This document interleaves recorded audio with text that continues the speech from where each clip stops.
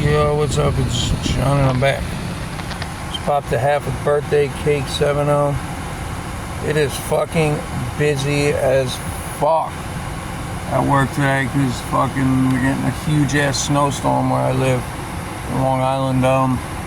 Supposed to get like 13 to 16 inches. So it's gonna snow tomorrow during the day till through the night, overnight, through part of Monday.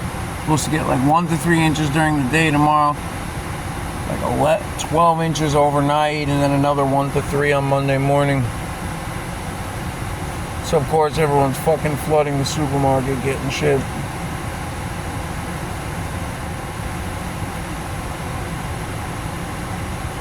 I just popped a half a birthday cake.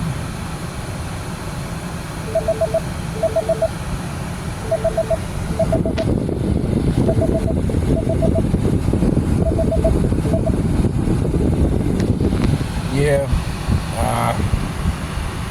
gonna pop to have a birthday cake. I'm chilling.